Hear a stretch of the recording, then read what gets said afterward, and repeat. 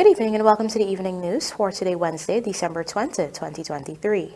I am Jemima Holmes. Thank you for tuning in. Now let's take a look at some of the lead stories tonight. Guyanese can earn US $30,000 annually from new training to job initiative, says President Ali. Government urges public to beware of fare increases in transportation sector.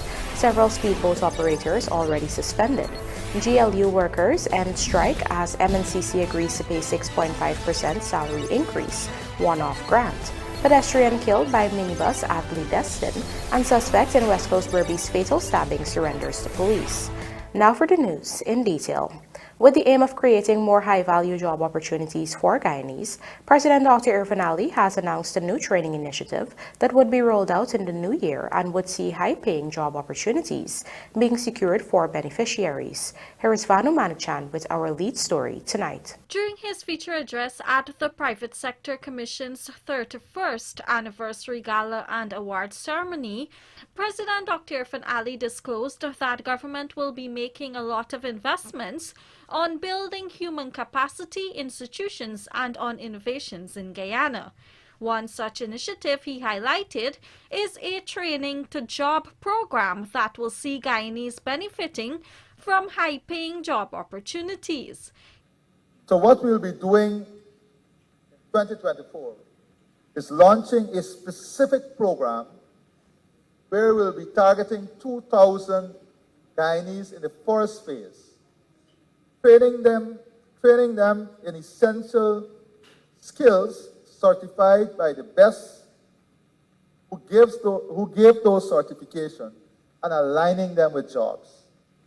The average salary at the lowest scale for these jobs that I'm talking about is $30,000 annually.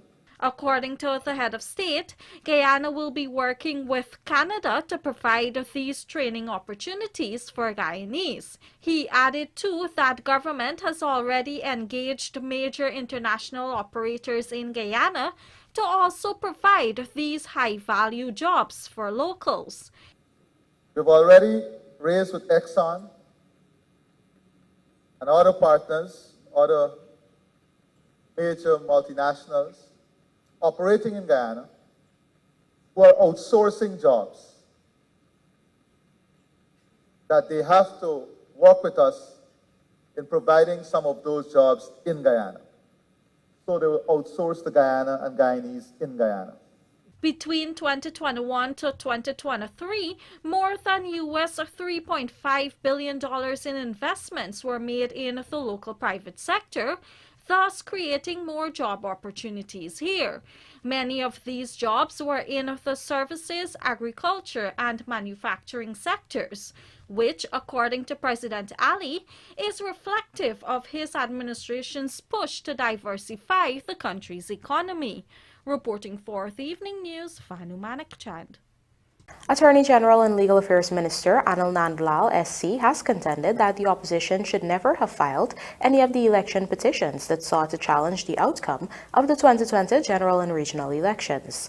His remark comes on the heels of the second petition being thrown out by the Court of Appeal earlier this week. Let's hear from Luanda McAllister. On Monday, the Court of Appeal anonymously ruled that the Guyana Elections Commission acted lawfully when it enacted Order Number 60 and it held the recount following the March 2020 elections.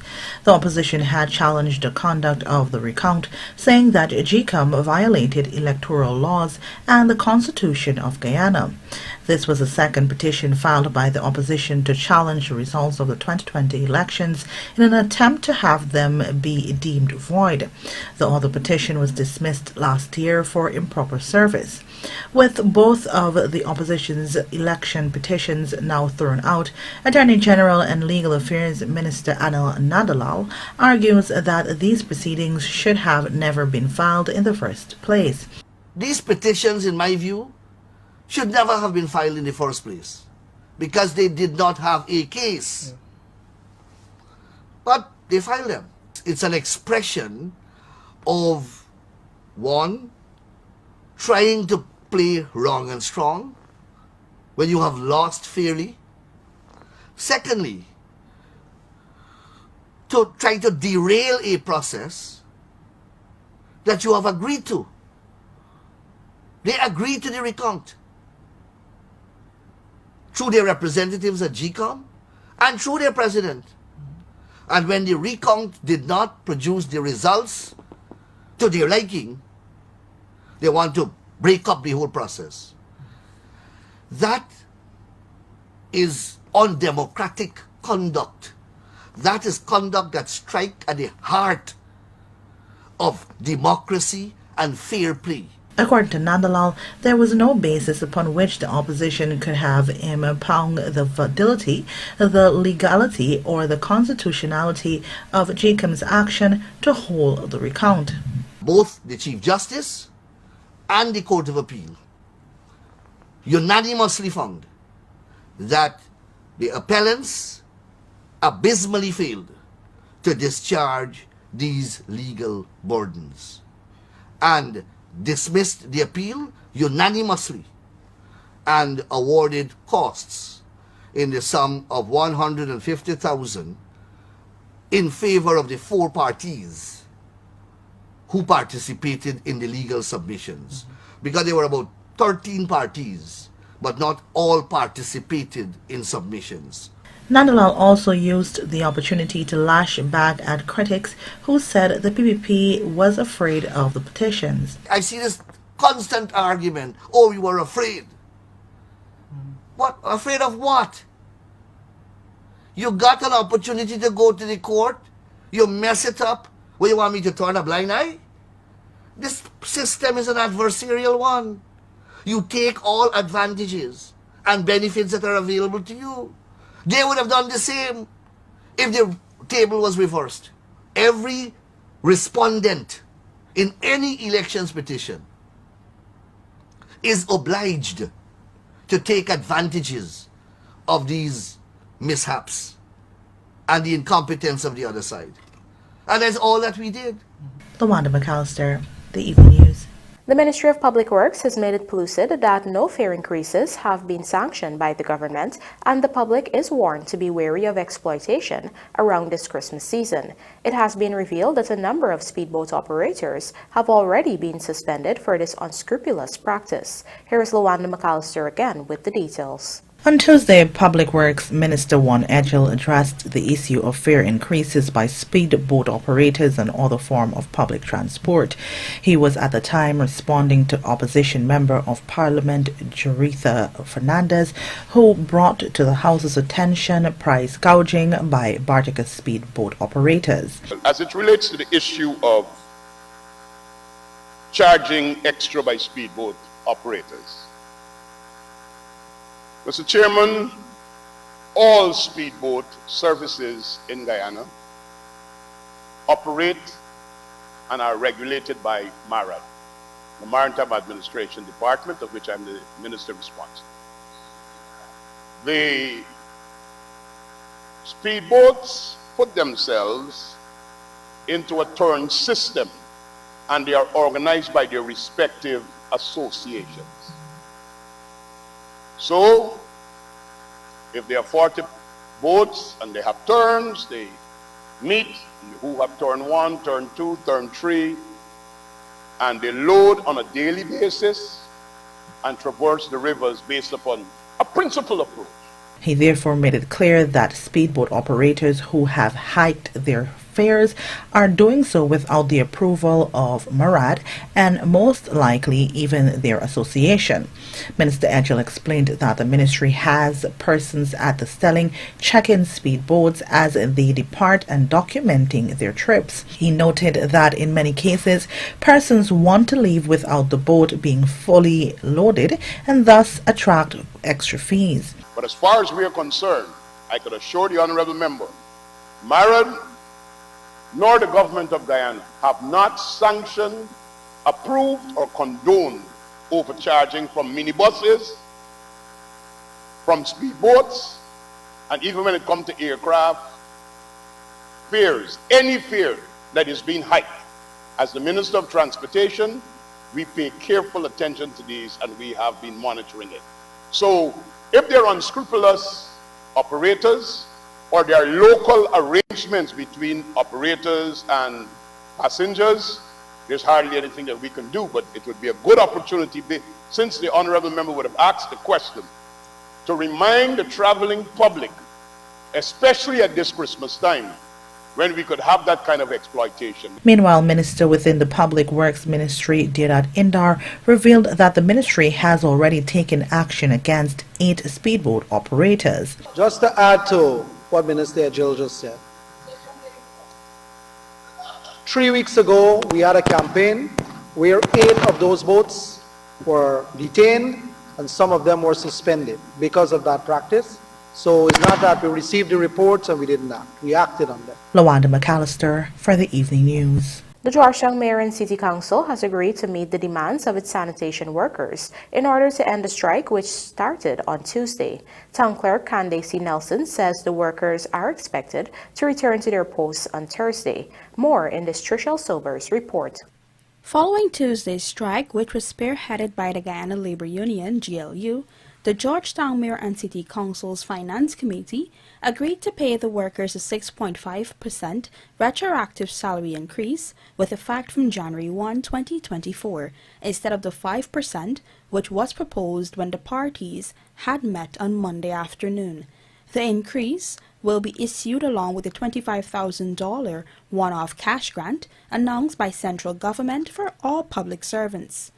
However, given Council's financial challenges, the retroactive payment for 2023 will be provided to the workers in the first quarter of 2024. This was revealed by Town Clerk Candace Nelson during a telephone interview with this newscast. We're depending, as we've always done, we're dependent on ratepayers to come in to utilize those monies for the increase as well as to do services within the various constituencies. So we're hoping that by tomorrow things will go back to normal. The Evening News understands that the Town Council collectively owes the workers approximately $34 million in retroactive payment and $40 million in one-off grants. Nelson says she will be engaging the Finance Committee to discuss new avenues to improve Council's revenue collection capabilities in the new year. So once that is done, it's possible that we can come up with new ways of receiving money, but for now it's still dependent on the taxes that are collected. On Monday, representatives of the Guyana Labor Union, GLU, met with the Georgetown Mayor and City Council's Finance Committee to discuss increases for staff who are responsible for cleaning the city within its 15 constituencies. During the meeting, it was proposed that the municipality pay the workers the one-off grant and a 5% out of the 6.5% retroactive increase. Unable to meet the demands, the GLU called for its workers to down tools. Had the strike been prolonged, the cleanliness of the city would have been at stake. Trishelle Silvers, Evening News. Coming up, wanted fugitive Rickford Burke served with defendant summons, and Mohammed's Enterprise donates $3 million to 17 NGOs. Do stay with us. More news ahead.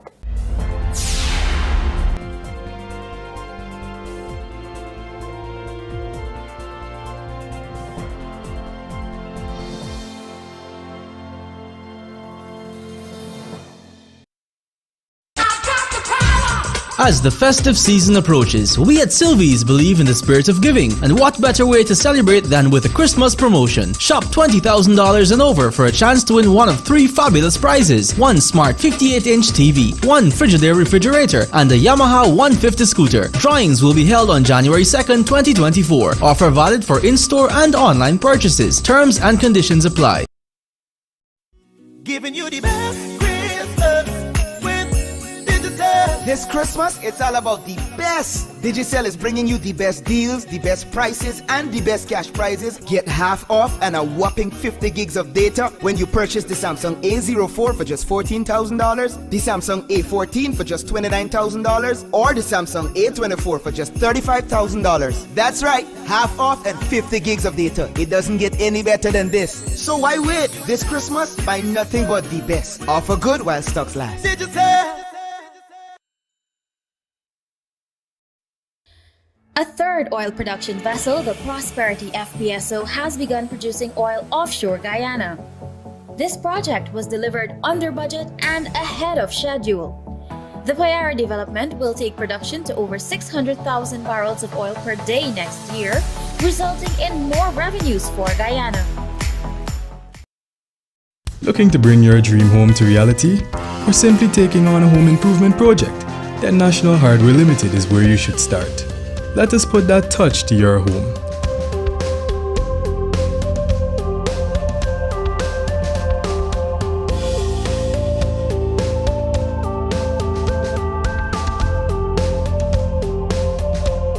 Choose from over 1,000 Berger Paint original hues for any surface.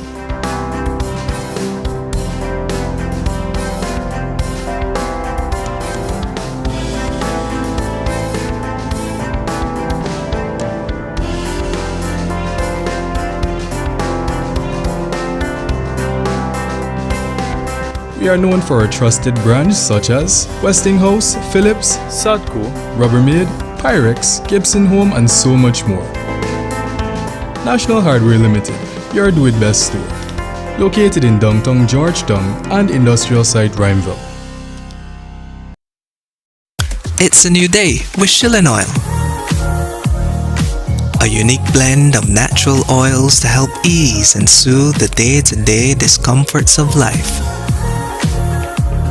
Get relief from muscle and joint pain, headaches, and congestion. Shilling Oil lets you get back to the things you love doing most. Water relief with Shilling Oil. Distributed by Massey Distribution.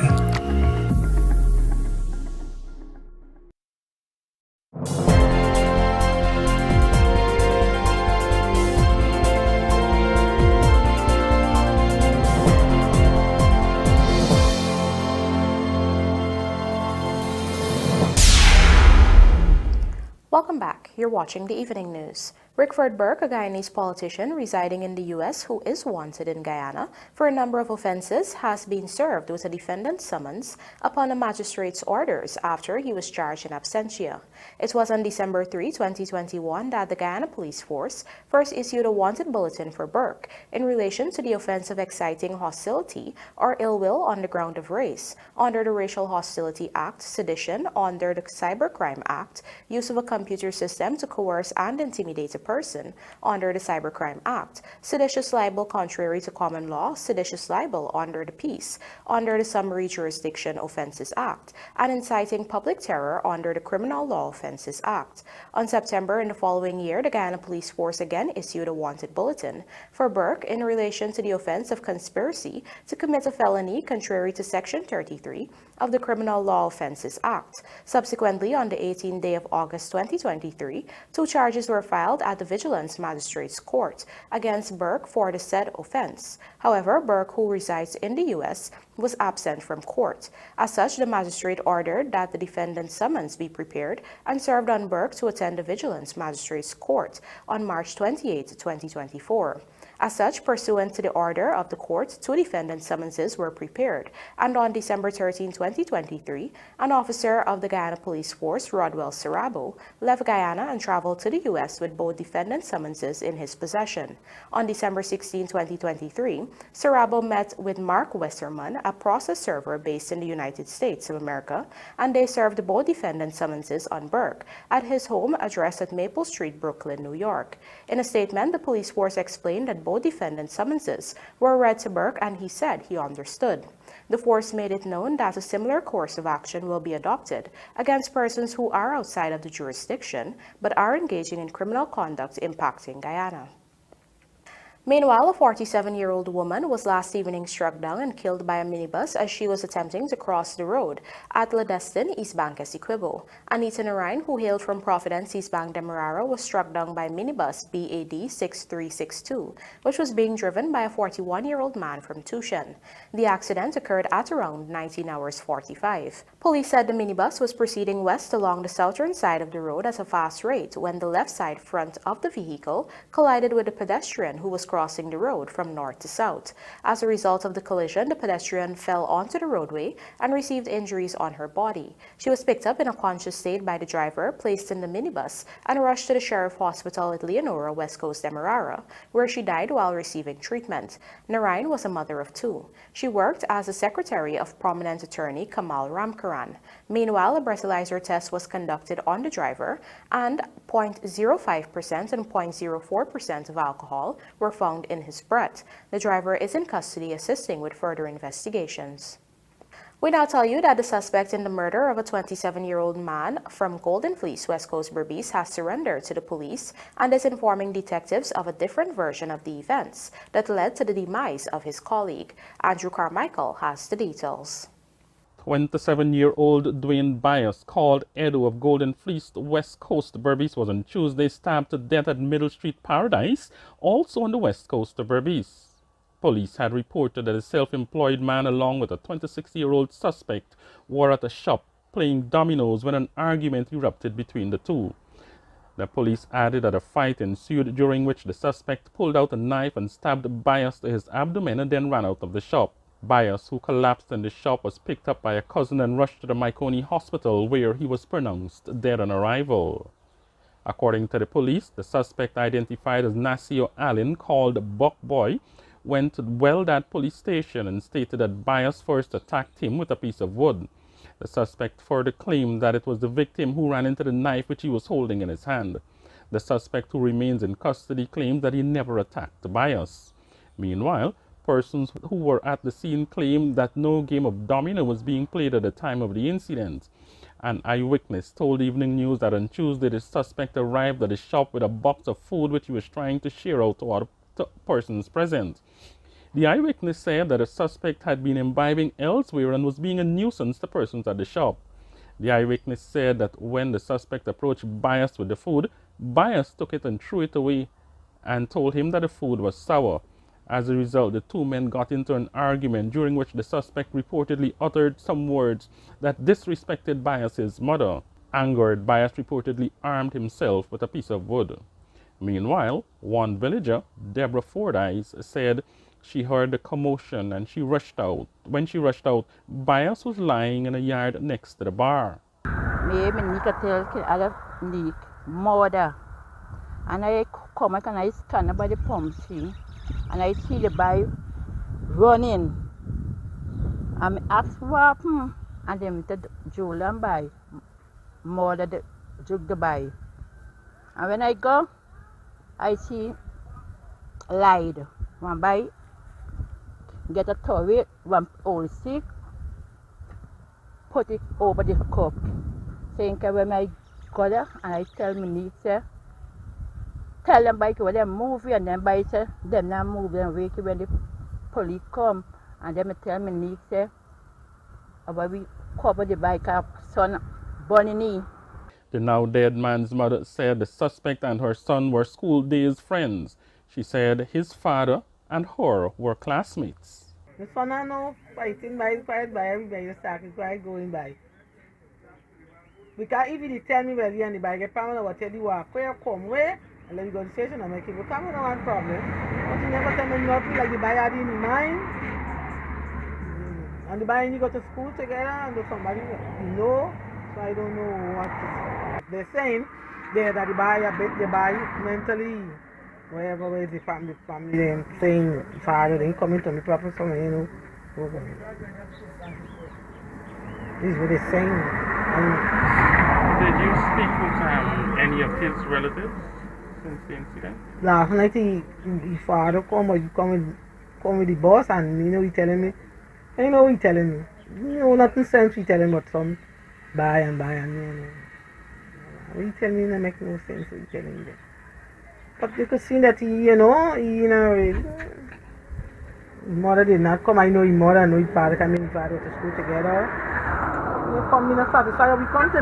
An autopsy conducted on the body of Bias by government pathologist Dr. Vivekanand Brijmohan gave the cause of death as shock and hemorrhage due to a stab wound as well as a cut to the abdomen. Andrew Carmichael, The Evening News. A marathon session in the National Assembly that went well into the night ended with the People's Progressive Party civic government getting parliamentary approval for well over $25 billion in supplementary funds. Here are the details. Two financial papers, financial paper number 4, seeking approval of $1.8 billion, and financial paper number 5, seeking approval of $24 billion, had been laid at the last sitting of the National Assembly by Finance Minister Dr. Rashni Singh. These were eventually approved by the National Assembly on Tuesday after hours of being examined by the Committee of Supply. These funds will go towards expanding the work programs in various ministries, agencies, and regions. Amongst the monies sought was $1.2 billion for the Guyana Defense Force, which is presently on high alert amid threats to Guyana's territory of Essequibo from neighboring Venezuela. Meanwhile, Agriculture Minister Zulfikar Mustafa had to defend a $643 million allocation going towards the Guyana Sugar Corporation. Mr. Chair, the honourable member failed to realize that workers and their families are benefiting from, Guyanese are benefiting. We are employing, making economic opportunities to Guyanese, unlike what they did when they were in government, dismiss over 7,000 workers from this sugar industry. So the gain that we are ensuring that the people of our country gain economically, right, to ensure that they enjoy a better life. That's the main purpose. And Gaisuko as a state industry, we will ensure that we revitalize Gaisuko. That is why Gaisuko now is moving into a different trend in terms of less dependency on government funds. Education Minister Priya Manik Chand was also grilled on her sector by the opposition regarding the funding being sought for her ministry. She explained to them that $31.7 million being sought for school furniture and equipment was going towards 2 schools in Region 3, namely the Arthurville Primary School and the Zealot Primary School. However, opposition Member of Parliament Natasha Singh Lewis went on to ask the minister how many Venezuelan children would benefit from these expenditures. The question prompted the minister to make clear the government's non-discriminatory stance. As many children as are falling in the catchment of the Zealot Primary School, regardless of whether they're Guyanese, male, female, Christian, Hindu, Muslim, Brazilian, Venezuelan, they will get an education at that school, and a good quality, sound education, and we are very proud of that, sir. In keeping with tradition that is over a decade long, the proprietor of Muhammad's enterprise, Nazar Muhammad, donated almost $3 million to 17 non-governmental organizations, orphanages, and special needs foundations. Trishelle Sobers has the story. Among the 17 non-governmental organizations, orphanages, and special needs foundations are Help and Shelter, Enmore Orphanage, Ptolemy Reed Rehabilitation Center, Joshua House Children's Center, Guyana Society for the Blind, and the Diamond Special Needs School. The checks totaling $3 million were presented to the various representatives during a simple ceremony at the company's Lombard Street office. During brief remarks, proprietor Nazar Muhammad expressed satisfaction with the role each of the organization plays in society and commended the staff for their dedication and hard work. Sharing his struggle of growing up with a less fortunate family, Muhammad explained that giving back to the most vulnerable is something that he and his family take pride in doing. Nothing really matters to me. Personal wealth doesn't matter to me. Personal gratification doesn't matter to me, you know. My whole objective in life is to try to touch the heart of someone, you know, bring smiles to someone, you know, bring people out of poverty, whether by a kind word, whether by a little help. Muhammad says he hoped that the financial aid given will assist the respective organizations to further provide care for the vulnerable, noting that the work they do is truly profound and has a major influence on the lives of many youths. I usually look at vulnerable people, vulnerable home, where one person can inspire a whole generation. You know, one poor person who might be who you can help to give them a little education, and they can be a nurse or they can be a teacher, you know, and they can inspire that whole generation, you know, to go to school, to learn, to achieve, and bring them out of the situation where the other generation can follow it. The businessman reiterated that Mohammed's enterprise and his family will continue to assist the less fortunate and those in need with the wealth that has been bestowed on them by God Almighty. Trishelle Summers, Evening News. And now for a look at the bridge reports. There will be no retraction of the Demerara Harbor Bridge on Thursday, December 21st. Meanwhile, the Berbice River Bridge is scheduled to be closed on Thursday, December 21st at 11:40 hours for a period of 1.5 hours. England comes to West Indies in Runfest and bowlers have to come to the party, says Powell. Details of these stories and more in the Sportcast, sponsored by Maccorp, coming up on the other side of the break.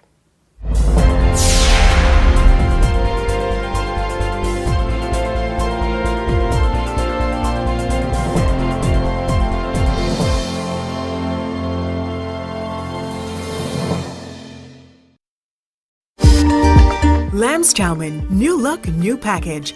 Lamb's Chow Mein is a household name. Lamb's has been producing chow mein since 1960, so we have really perfected the art of making great chow mein.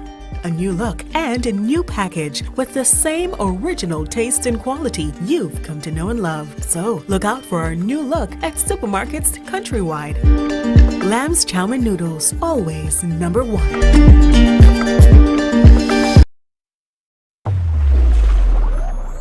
This Christmas, unwrap the thrill with SuperBet. Spin into the season with our festive bets, where every wager sparkles with holiday jets.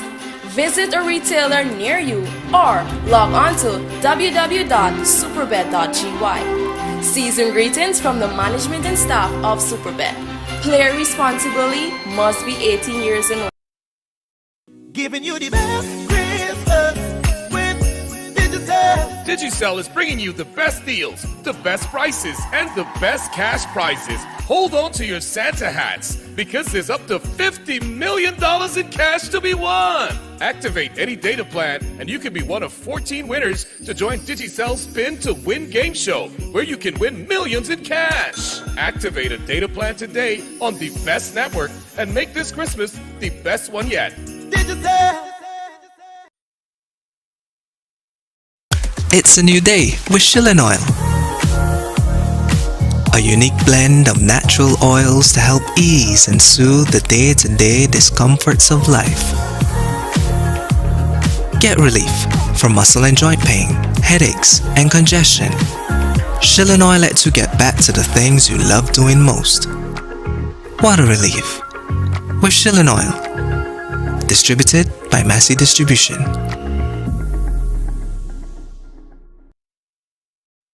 John Lewis Styles has opened a new department, now offering home goods. Here you can find quality sheets and towels, pillows, blankets, and even bath mats and shower curtains. Organize your laundry with clothes baskets, fabric steamers, irons, and ironing boards. For the kitchen we have small appliances, towels and mittens, pot sets and dinner sets too. Decorate the house with mirrors, picture frames, floating shelves, and decorative pillows. All these and more on Waterloo Street. It's fashion for the home. John Lewis Styles. Simply different.